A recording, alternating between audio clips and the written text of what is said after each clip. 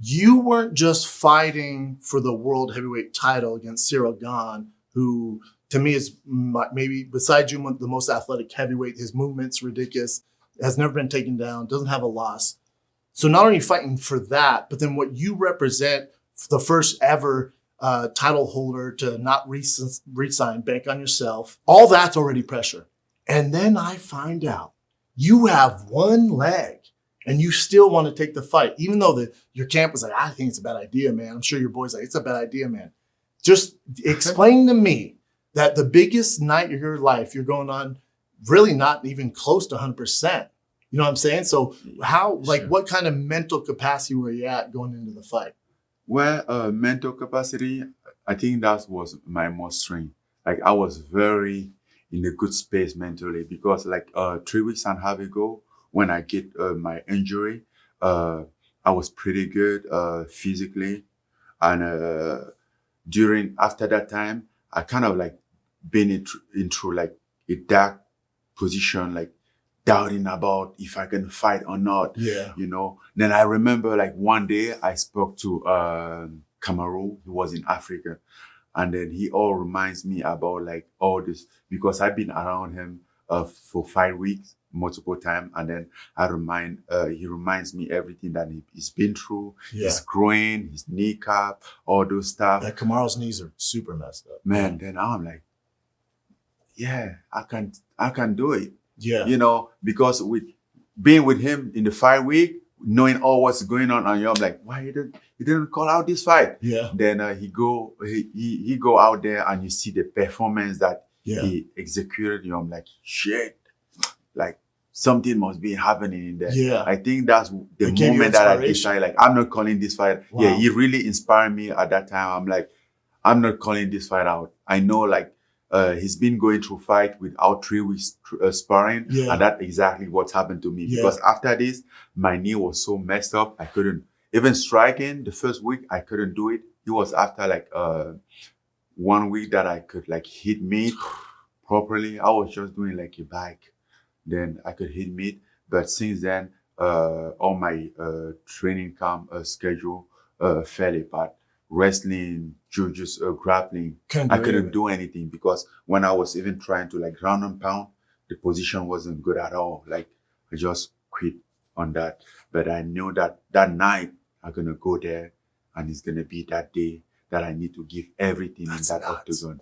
And then if I have to left that leg in the octagon, but walk out with a victory, I'm gonna do it. But I better. It's insane. Like, kudos to you, man. It's inspiring. It really, it's insane. It's insane. When you're in the locker room and shout out to your coach Thiccc, was he ever like, all right, man, you know, let's make sure we hide the legs off. He had 2 knee braces on, so he wouldn't know which leg to do.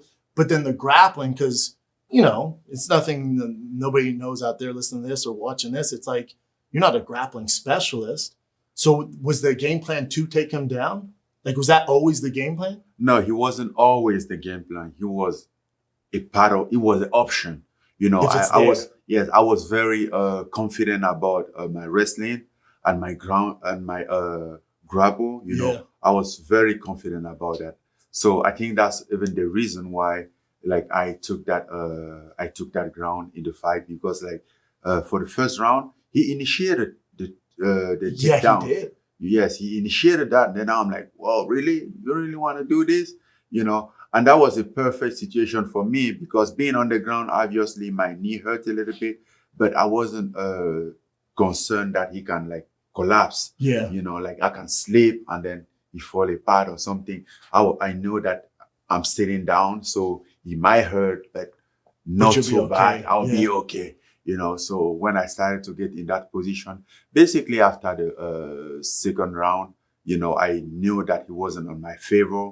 I couldn't move. I was just thinking about my knee, trying to do anything. I want to switch. I'm like, oh, if he kick my knee, then go back. Like if I sleep or if this, you know, the 2 first round was very challenging. It was a fight with yourself. Yeah, I was fighting with myself, debating like, oh man, was it the right decision to come to this fight with this knee? Debating. Then after by the end of the second round, I'm like, man, screw this. There's too much on the line. There's too much people counting on me this fight. Basically, that's an understatement. I've been receiving a lot of love and support from my home country. Hell yeah. I'm like, bro, I think I don't have to let them down. I'm giving everything here. Then I walked in the third round, like, screwed everything. And you won every round from there on out. Yeah. And by the end of the third round, I look at him. I go there on the third round, like, okay, give everything. And by the end of the third round, I look at him and you can tell. It wasn't the same. You can tell. I can tell. I recognize that look. Yep. That was me when I fought Stipe. You know that exactly. Look, yeah. They don't want to be in there or they realize they're in trouble. Yeah, he was just like, what the fuck am I doing here? Yeah, I'm like, come on. He was like, I will tell you what you're doing. Yeah. It's like, I am not ready for this. It's not snowflake. But I think on the bouncing, they're like, doing this. It wasn't there anymore. It wasn't there. He was like this. I'm like, welcome to the club, baby.